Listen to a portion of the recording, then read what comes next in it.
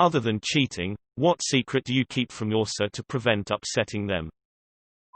One year for Christmas, she was trying to surprise me with something, but I hate surprises. I was out of a job at the time and didn't want anything extreme because I knew I couldn't return the favor. I told myself I wouldn't snoop, just ask a few questions and express that I didn't want anything big. BC poor. She decided to try and casually ask me if I was still interested in a concert for my favorite band, and I immediately knew. Her face gave it away. I knew she got tickets. But it was more. She got us meet and greet tickets. And I found out a few days later after her face kept giving it away. Christmas came and I was right. But I didn't need to act. I was really happy. It was an amazing gift. And we had an amazing time. She was so proud of herself for pulling it off without telling me. I'll never tell her I knew, just because she was so happy.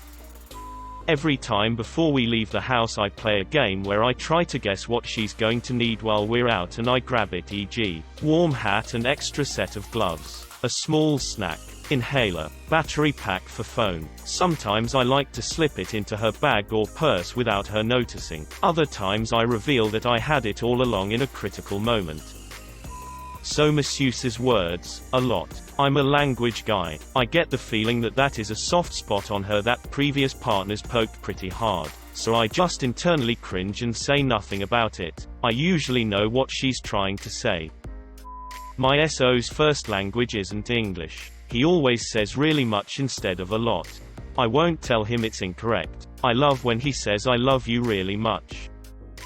I am notoriously difficult to surprise. I ask too many questions and it bothers me when things don't add up. My husband was so proud of the fact that he kept his proposal a surprise and I didn't expect it. In reality, I texted my best friend the day before with a list of 6 reasons why I suspected he was going to propose to me that weekend. I'm not going to tell him though. The proposal was really sweet and he put so much thought into it.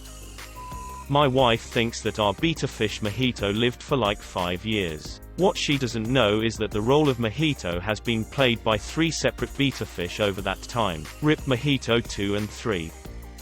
My mom wrote me a note once for missing a homework assignment. Unfortunately, her handwriting and spelling was so bad that the teacher grilled me for trying to weasel my way out by forging it. My mom didn't finish middle school and is not highly educated. I was so embarrassed that I decided to just take the detention and public ridicule from the teacher as a liar, then asked my mom to back me up. I now have a master's degree to make her proud.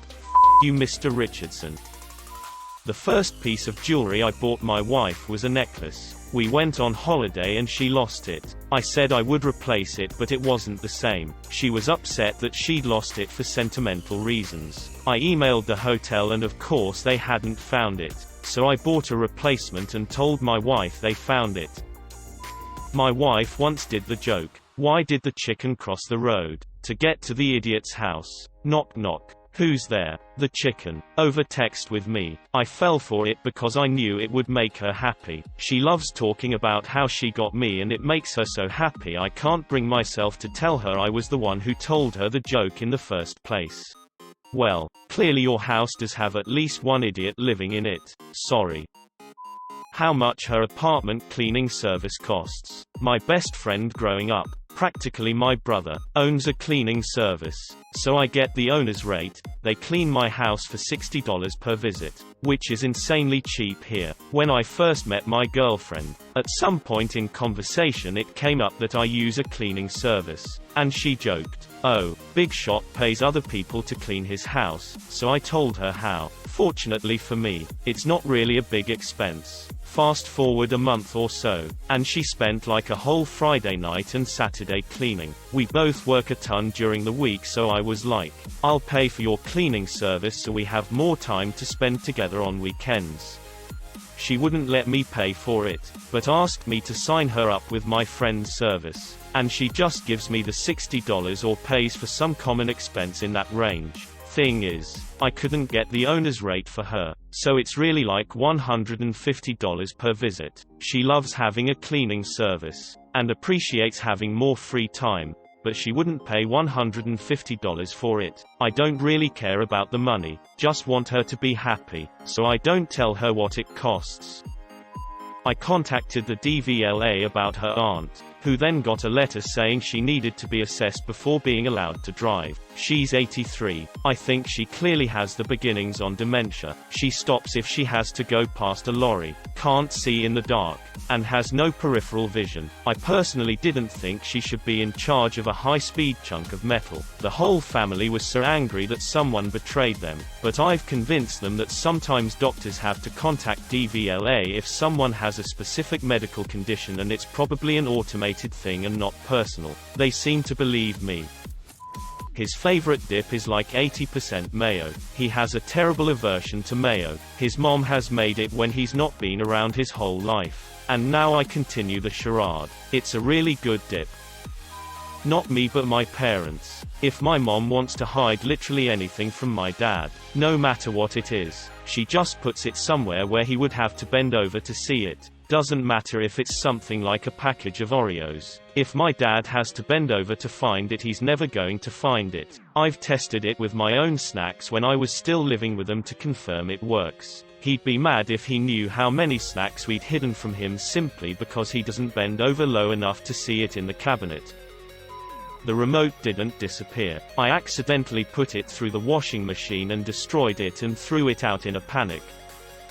Girlfriend locked her keys in her running car with her dog inside when picking up her daughter from daycare. I lied and said I had AAA so it'd be free to get lockout service. In reality, I ordered AAA on the spot and paid the extra to have same-day service so she didn't have something else to worry about.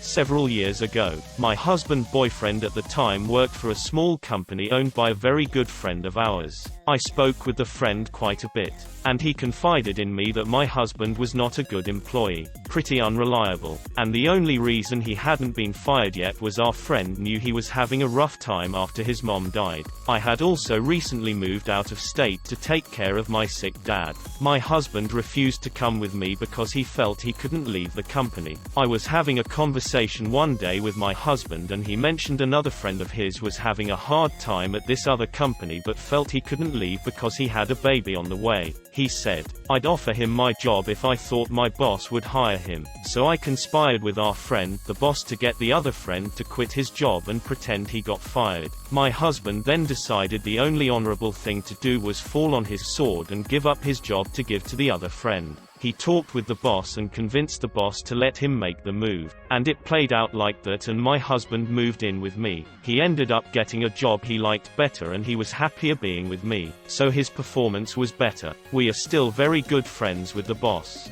To this day, we've kept the secret and it's been almost 10 years. And every time I see him, he whispers in my ear how proud he is that my husband was able to move in with me and grow into a much healthier adult. But we'll never tell him, because he'd be so embarrassed if he knew what our friend thought of him as an employee. My so snores. Been with her 19 years and she snores every night.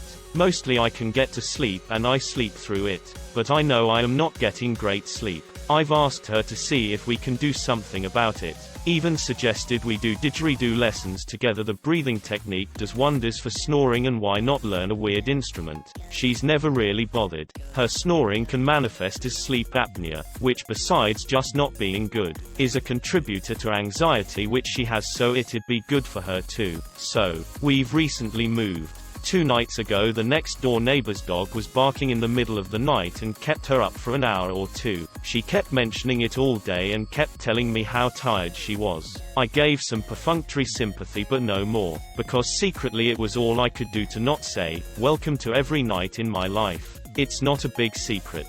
But yeah. My wife has a beautiful heart. I jokingly call her a Disney princess because any animal that she comes across she has to talk to and greet.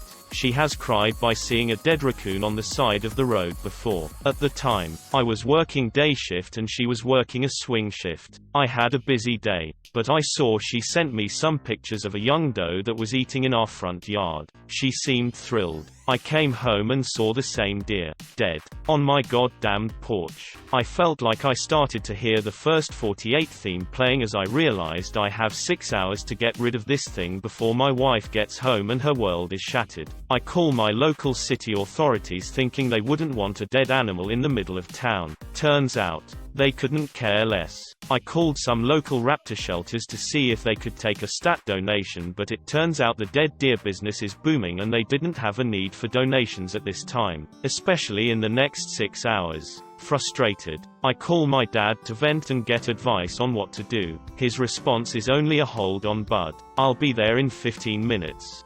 I go back inside to take care of the dogs, and within the next 15 minutes I see me dad back his huge truck into my backyard, has the tailgate down and is knocking on my door with a pair of nitrile gloves on and another pair in hand for me. It was starting to get dark out, but we had that thing loaded up and found a special place to dispose it. We made it back with 20 minutes to spare before my wife got home. I haven't told my wife because I think it would either break her heart or creep her out at how efficiently my dad can dump a body. Anyway, wifey thinks her dear friend is alive and well, and totally not at the bottom of a ravine.